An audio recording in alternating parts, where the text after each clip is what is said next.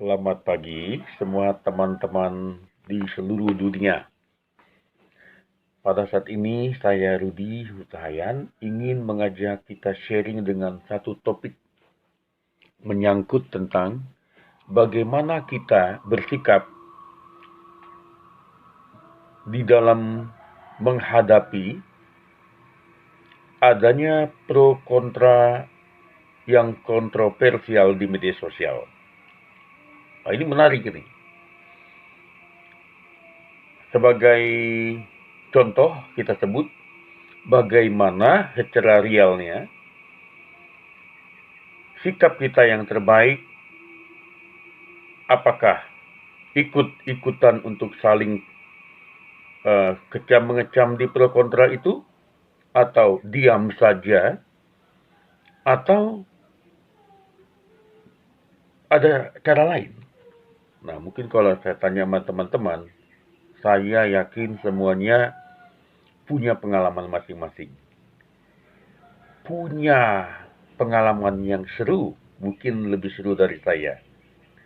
Punya pengalaman yang pahit manis, kalau kita bilang dengan munculnya banyak kelompok-kelompok halaman-halaman atau page grup-grup media sosial yang ada kalanya membahas secara pro kontra kepada yang bersifat paling sering politik lah ya. Dan yang kedua yang tidak politik mungkin budaya. Yang ketiga juga sering jadi pro kontra adalah apabila ada perbedaan pandangan di dalam hal aliran keagamaan. Termasuk di situ pandangan berbeda menurut agama masing-masing. Itu lumrah. Yang penting sama kita adalah bagaimana kita menyikapinya. Nah, saya pernah mencoba, saya lihat suatu grup media sosial begitu panas. Yang kubu yang satu mengecam, menjelek-jelekkan, menghina pemerintah mati-matian ya. Di grup yang berikutnya, mereka adalah orang yang mencoba untuk menyampaikan pembelaannya juga, mati-matian juga, untuk menentang pemerintah, untuk membela pemerintah, menangkis dengan mengatakan jangan fitnah pemerintah, jangan katakan yang tidak benar. Di situ begitu seru. Suatu saat saya melihat ada salah satu tokoh politik yang kebetulan saja tidak sejalan dengan pemerintah. Sehingga selalu mengatakan pemerintah dungu, selalu mengatakan pemerintah gagal, selalu mengatakan pemerintah tidak bekerja, dan suatu waktu pada posisi saya tidak tahan untuk ikut memberi pendapat. Saya hanya mengatakan begini sebenarnya. Saya waktu itu tidak menunjukkan pro kontra secara jelas. Saya hanya bilang bagaimana supaya kita jangan membiasakan diri mengucapkan dungu, mengucapkan atau menghakimi, jangan memfitnah sebelum ada bukti. Ya, langsung saya mengalami serangan bertubi-tubi oleh orang yang setuju dengan pro kepada yang anti pemerintah.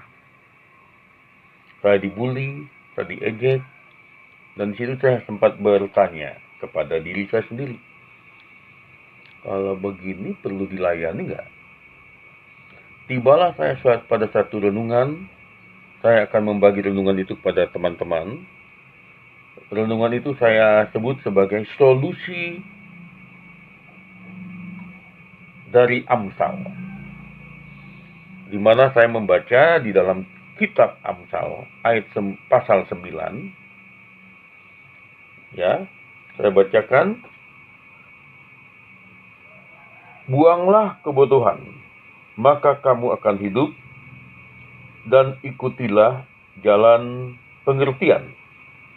Siapa mendidik seorang pencemooh mendatangkan cemooh kepada dirinya sendiri, dan siapa mengecam orang fasik mendapat celah. Jangan mengecam seorang pencemooh supaya engkau jangan dibencinya. Kecamlah orang bijak, maka engkau akan dikasihinya.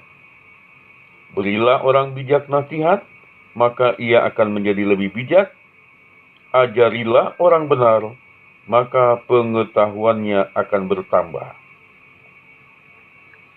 Dari bacaan kitab Amsal pasal 9 ini, teman-teman, saya disadarkan bahwa tidak perlu semuanya kalau ada yang sifatnya pro kontra, yang sifatnya panas, ada yang kontroversial. Kita tidak perlu terlibat di dalam perdebatan. Karena di antara orang yang ikut di dalam grup-grup yang sifatnya kontroversial atau berdebat, semuanya punya pandangan yang masing-masing yang menurut mereka lah yang benar. Sehingga apabila kita mengatakan jangan begini, jangan begitu, mereka akan menganggap itu sebagai serangan permusuhan. Dan mereka akan membalas balik.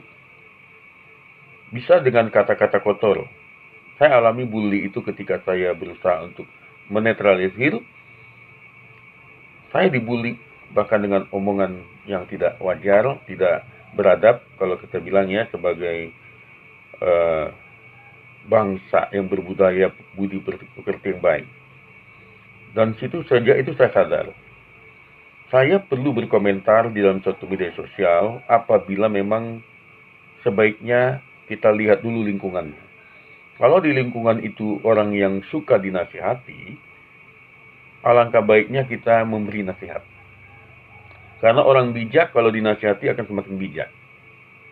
Tetapi kalau kita sudah tahu bahwa di situ ada kelompok yang memang tidak mau dinasihati dengan baik, mendingan saya hanya membaca saja, mendoakan dalam hati, supaya kalau ada yang saya lihat situ melenceng dari kebaikan, melenceng dari kebenaran, biar saja Tuhan menyadarkannya.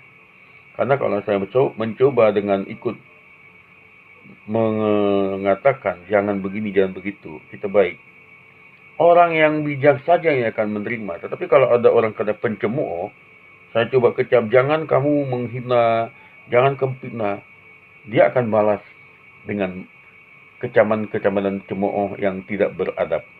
Dan artinya kita sendiri menyesal.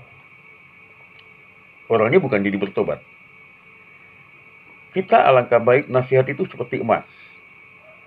Emas itu hanya berharga bagi manusia yang mengerti. Tapi emas akan bisa menjadi berbahaya apabila dikasih kepada